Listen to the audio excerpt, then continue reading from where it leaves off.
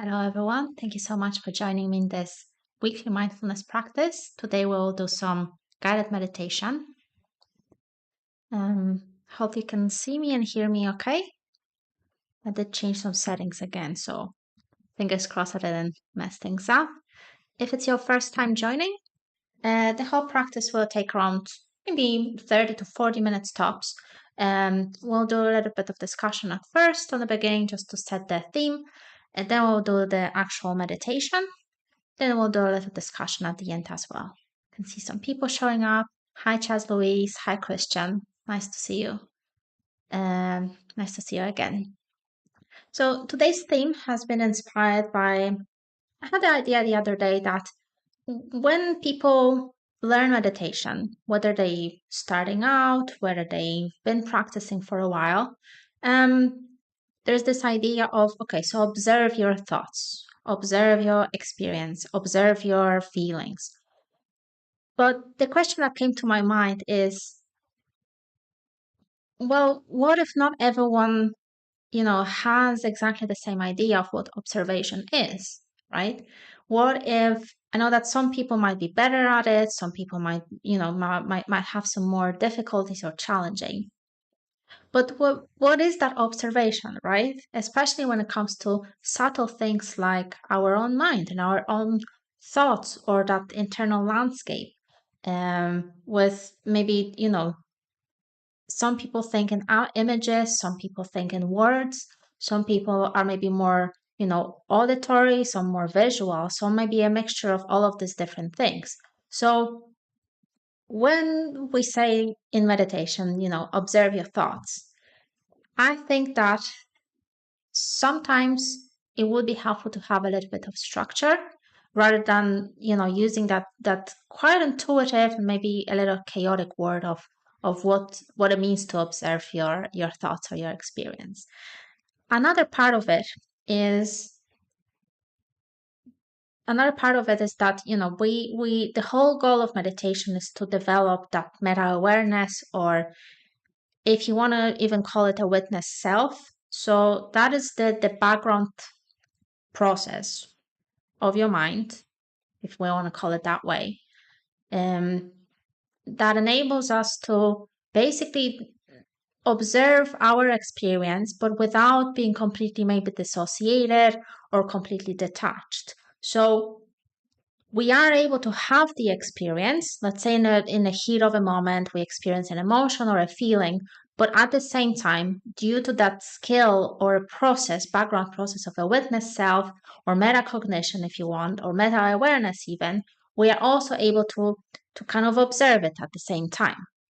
Maybe there's, a little bit of a lag or the delay, but generally that would be the goal of meditation, where our awareness becomes a little bit more expanded. It goes beyond the immediate moment. It goes beyond, observing only the past or only the future, but it kind of goes beyond time itself. So we are able to notice the patterns across the time of our in our lives, of maybe our development, of our how we become the person that we are today. Maybe we can start noticing the patterns across the time in maybe society or people around us. So that idea of meta awareness it's all about being able to kind of maybe detach from our ego a little bit, from what we think is right, from what we think is true, and having a healthy dose of skepticism around psychology or who we are or what is happening in our life.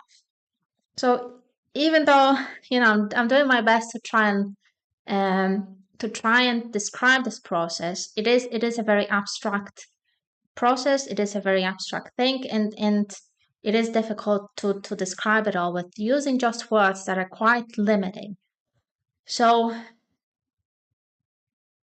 yeah, that would be the idea for our practice today. To improve that skill of observation, I thought that it would be nicer to have a little bit more structure in the meditation itself. So like I said before, it can be a little bit confusing, especially for those of you who start meditating for the first time, or even those that maybe meditate for a while. It might feel like it's a challenge to observe your thoughts or observe your experience. So I got inspired by one chapter in a book by Jack Cornfield. The book is called A Path with the Heart. If you're interested in Buddhism, meditation, spirituality, it's a great book, A Path with the Heart. And there is one chapter that describes the idea of naming. So we should be able, idealistically speaking, we need to be able to name our experiences. But in that context, in that chapter of the book, we need to be able to name our so-called demons. So things that get into the way of our practice, get in the way of our development, or in the context of maybe spirituality and Buddhism, get in the way of our, path of enlightenment or development as a person in general. It doesn't have to be such a, very idealistic kind of thing that, oh yeah, we're on the path of enlightenment, right? We can keep it very simple. So being able to name what gets in a way, being able to name aspects of our psyche, of our behavior, maybe of our way that our mind can basically play trick on us at times and cheat us or prevent us from seeing more, or prevent us from becoming the person that we wish to become, maybe becoming more that we are today. So being able to name these aspects that get in the way sometimes can be a tricky thing, because our ego gets in the way. Our ego wants to feel like we are completely in control, that we have structure, that we have, we understand what's happening, that we know what we're doing, right? So that is technically it is the role of our ego to provide us with that structure, certainty, give us a sense of being in control over our lives, right? So in most of the cases, our ego is doing a great job, right? Especially if you have that sense of some kind of sense of control in your life and predictability, and stability and structure, right? The issue is that our ego can, get a little bit too rigid, or our ego, can be formed in a way that if we don't exercise, skills like introspection or awareness, meta awareness, it can be very easy to get stuck in that one kind of reality tunnel or perception or perspective, however you want to call it. Or basically getting stuck in that one way of perceiving ourselves and in life and in other people, right? So when things that we do or we think or we say or we perceive or we feel, when things prevent us from becoming more, we might not see them.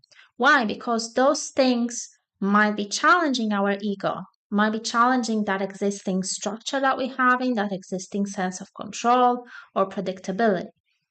So we don't want to see those things. Our ego doesn't want to see those things. But with the regular practice of mindfulness, meditation, things that allow us to, like I mentioned before, like becoming a little bit more skeptical about that whole infrastructure and internal experience of our mind. If we can keep exercising that, then we can start noticing what might be getting in the way, what might be preventing us from becoming maybe better version of ourselves, maybe more expanded, maybe more skilled, maybe more successful, right? So we do want to notice things that get in our way of that personal development, and we want to notice things that help us, that support us as well. But being able to notice, we need to be able to not just observe those things, but there is a part of observation. It's called labeling or naming things. And that's what we'll do in our meditation practice today. So I know it feels a little counterintuitive because, like I mentioned before, meditation is it's associated with sitting quietly, being at peace, and just noticing things, just observing things. But in today's practice, what I want you to do is to label everything.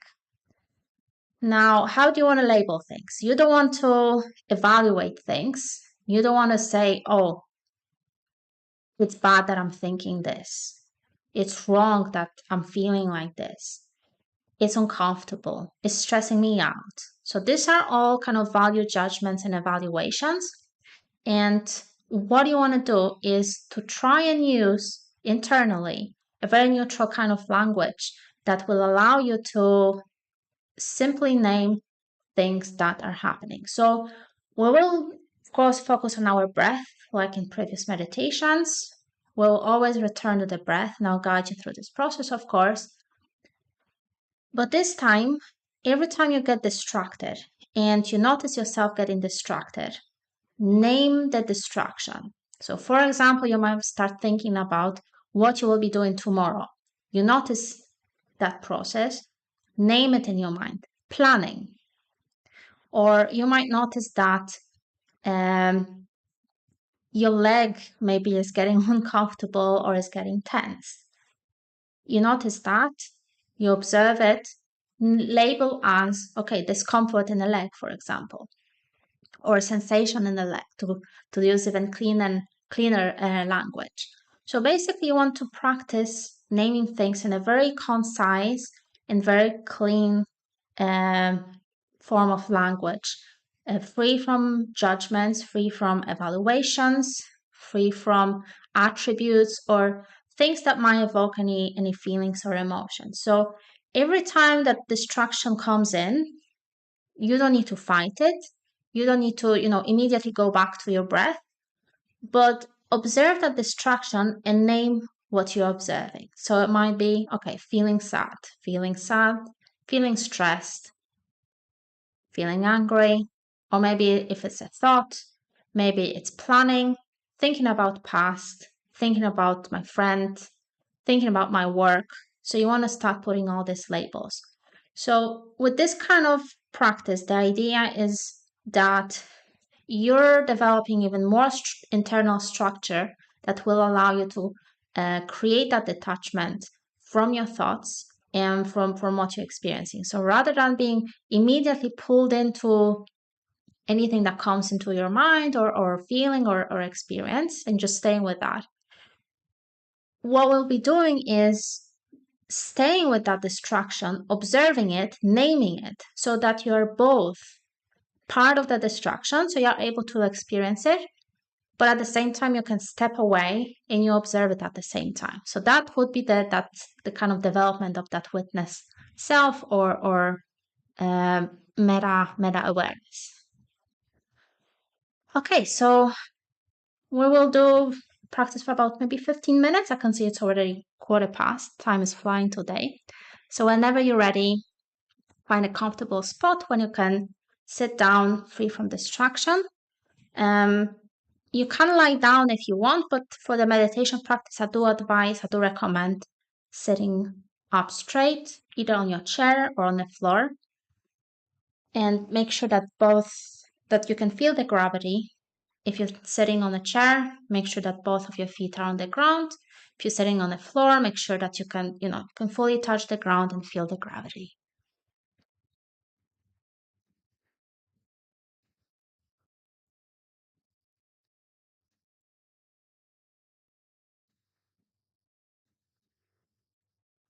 And whenever you're ready, close your eyes.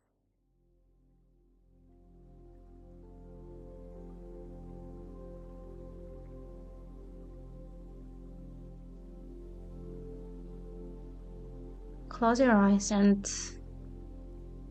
notice the spine running through the middle of your body. You can imagine your spine being like a pillar that divides your body into left and the right part.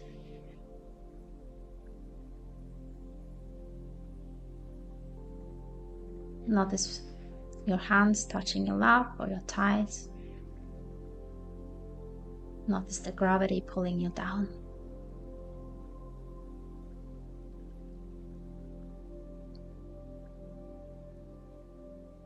Now relax your breathing.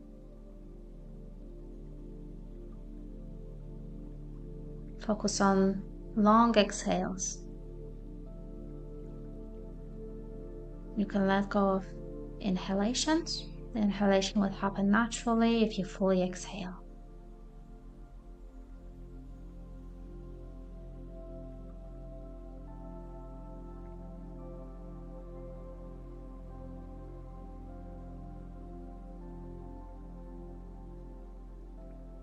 Inhale and exhale. Inhale and exhale.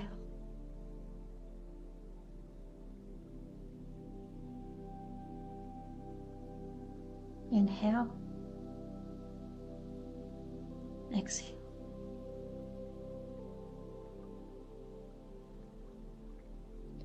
Now at your own speed, internally label each inhale and exhale. So as you inhale, internally say to yourself an inhale, and then as you exhale, name it as exhale. At your own speed.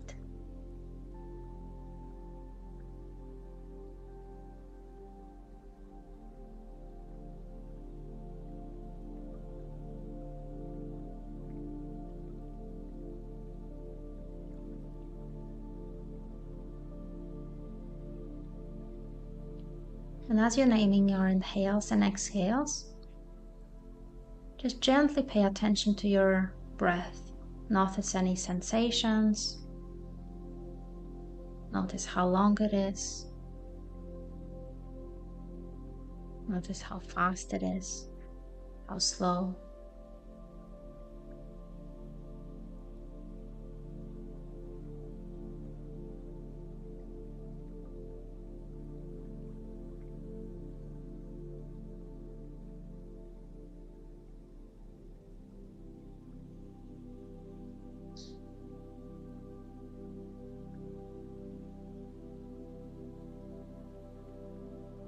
If you get distracted, use a simple label for what you get distracted with. What kind of thoughts? What kind of process? And stay with that distraction. Observe it.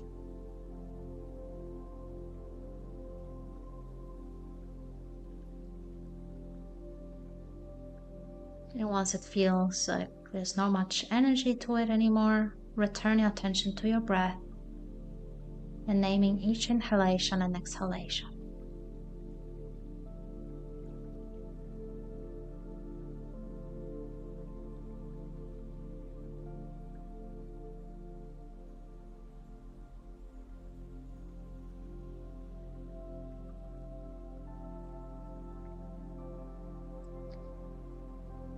What I find helpful is repeating same words multiple times. For example, my exhales are very long, so throughout the duration of the whole exhalation, I will repeat to myself, exhale, exhale, exhale, until I run out of breath.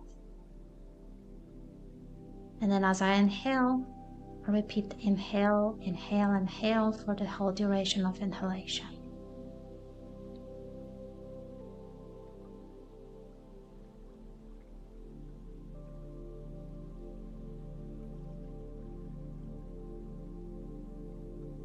Same with observing distractions, such as noticing a tension in my shoulder.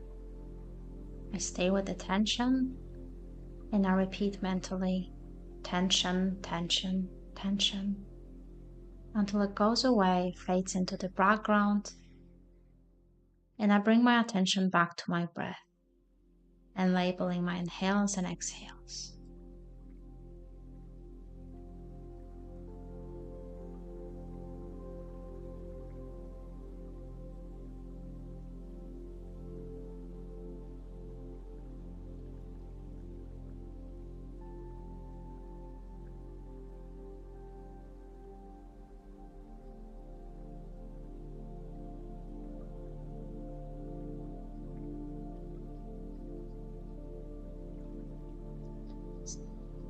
Allow yourself to breathe naturally without forcing or control anything.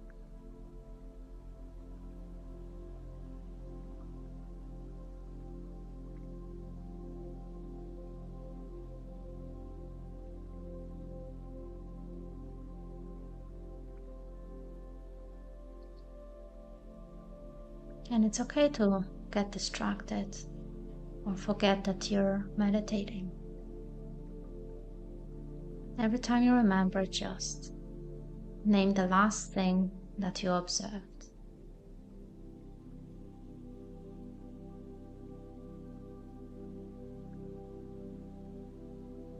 Avoid judgments, avoid evaluations.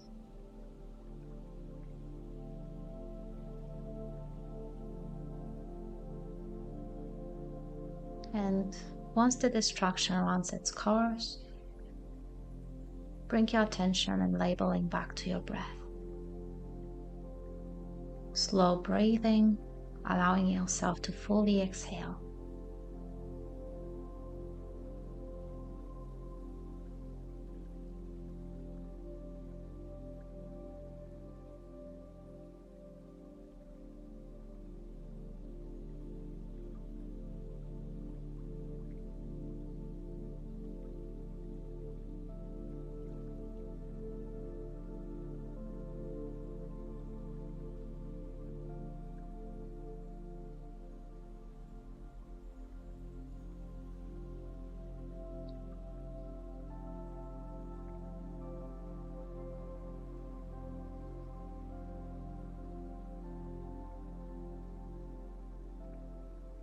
It's possible that you might start noticing patterns and how your thoughts are repeating themselves.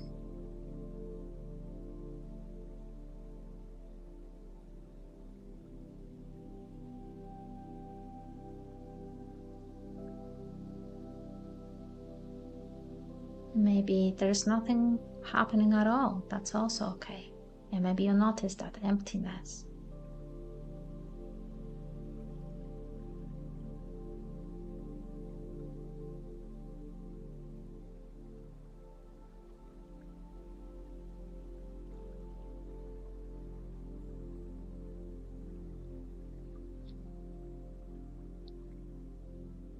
And your breath is your anchor. So every time you remember, go back to your breath, allowing yourself to fully exhale, and continue labeling each exhalation and inhalation.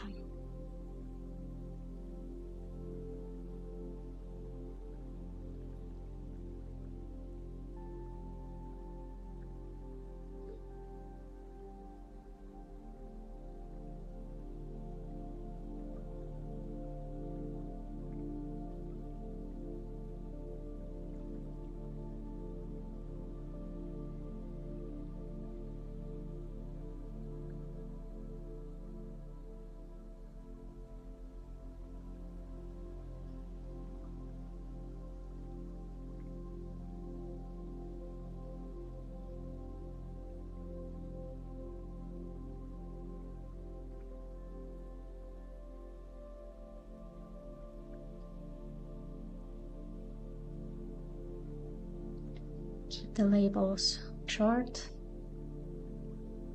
neutral, without judgments.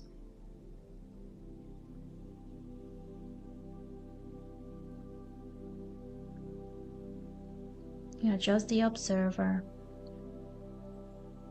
and you're here to notice and label kind of like an impartial observer. I'm here to witness and experience.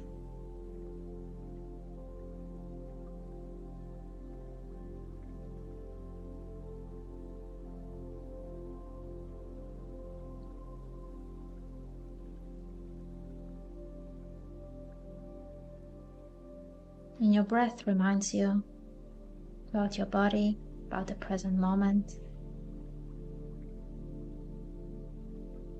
And even you can think about different things and get distracted. You are here and now, and that's where life happens.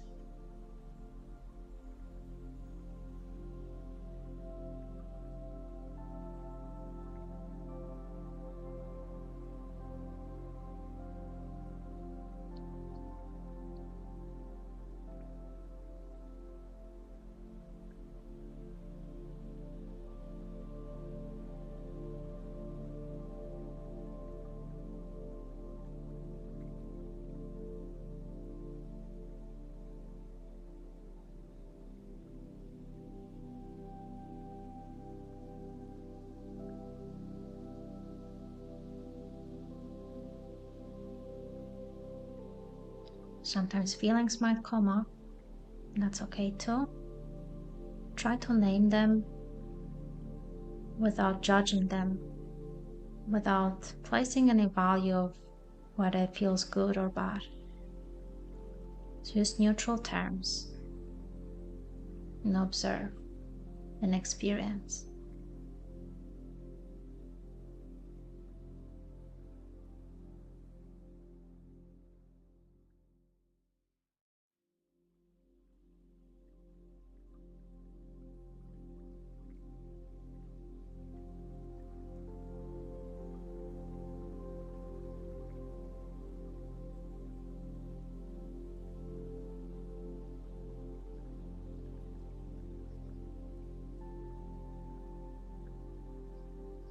And remember to go back to your breath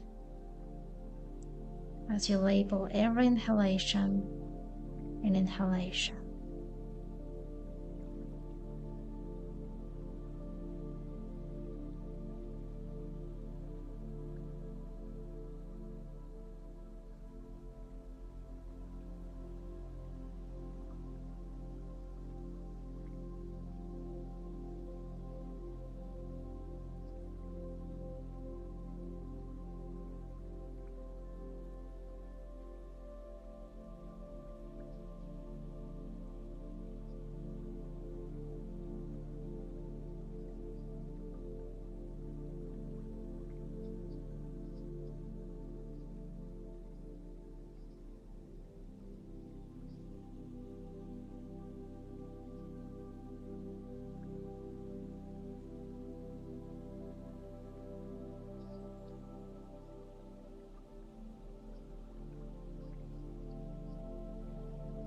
We'll slowly start getting back to your body.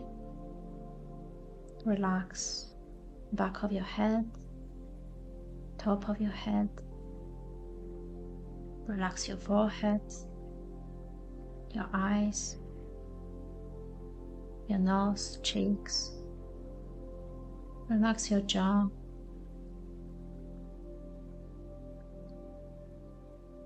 Relax your shoulders, your back.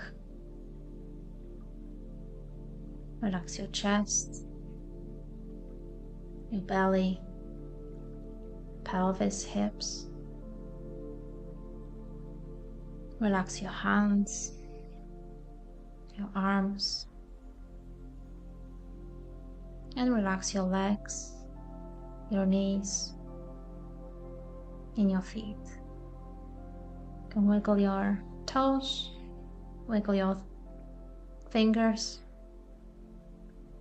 and whenever you're ready, you can start opening your eyes.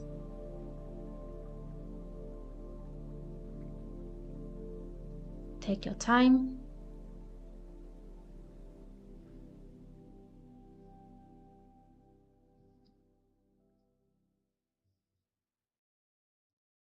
And welcome back.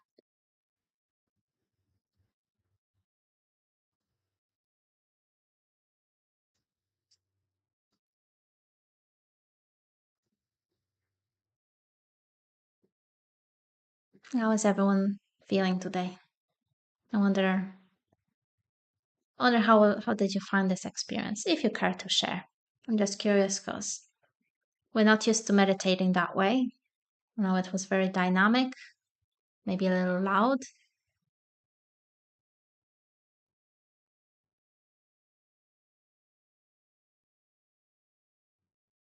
The idea is that, especially for people that tend to think a lot, I had this idea in my mind during the meditation, how we're maybe used to being on maybe this one plane of our thoughts where we get, maybe a little lost with different ideas, different thinkings, different memories, right? And then when we start doing practice like this, that enables us to kind of step out of the stream of thoughts, then we go a little level higher, where we start labeling what we observe from that higher point of view. That's why, maybe noticing or labeling things can be very helpful rather than just observing, rather than being nonverbal. Sometimes this extra dialogue can provide a little extra structure, especially when we try to build that mindfulness practice so that in everyday life we can start noticing things in the same way. So let's say we're doing the dishes, right? We start getting lost in the stream of our thoughts. And instead of being lost, or instead of just maybe intuitively remembering to observe, we notice and we label right away. And then that act of labeling kind of helps us a little bit to start overriding that automatic stream of thoughts. Just reading some comments. Um, I'm happy to hear that, Charles Louise. This time was better. Maybe it is that little extra structure. Mr. Chi, sleepy more sleepy today for some reason. I guess it's not a good day for meditation. Oh, I'm sorry to hear that there is a lot of me. That sounds awful. I hate headaches. Yikes. Well, you can always, if you're ever interested, you can rewatch this video. But I can feel a little bit that maybe heavy energy today with meditating. But at least I hope you did manage to relax a little bit more, or at least give yourself permission to slow down, reconnect with the present moment, and yeah, you can always try again next time. There's no reason to um, force yourself every time. So I will slowly start wrapping things up. Oh yeah, just one more comment from Mr. Chi. I felt like the labels were jamming my mind from thinking about other things. Interesting. Yeah. So it is that kind of maybe process of like overriding this automatic stream of thoughts. So let's start wrapping things up. So I will be taking the next weekend off. I have some family coming over. So the next time we will meet, let me just give me 1 second here. Next time we will meet, I'm just going to pull up the calendar. And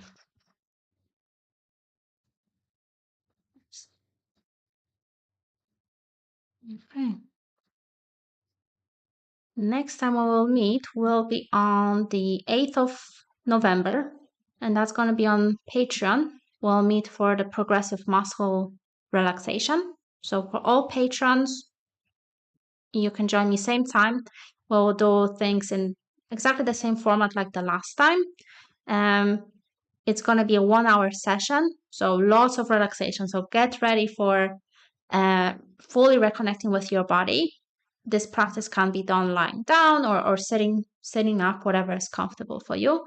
And then 2 days after that, we'll meet for Yoga Nidra here on YouTube for the live stream as well. So for those of you who haven't joined my Patreon yet, there should be a link in the description of the video, but I'm going to post it in a comment as well. The embodiment workshops that I do, like I said, they are 1 hour long. and they are pretty much in the same format like we do here on YouTube. You can stay in the background, you can interact with people, whatever works best for you. But it is pretty much the same format, with the difference that it is 1 hour long, so I have more chance to set things up, explain things a little bit better, explain the theory behind things, and of course I can pay a bit more attention to each individual person that joins the workshop. So I offer support, I offer any extra time and energy that I might not be able to do it here on this live stream. So if you haven't joined already, I invite you to join. You can join for as cheap as $2 a month, which is basically buy me a coffee kind of thing. So I will see you all on the 8th of November on my Patreon, and then we'll meet again here on the 10th for Yoga Nidra. Thank you so much for joining me today. Thank you for this practice, and I'll see you next time. Bye.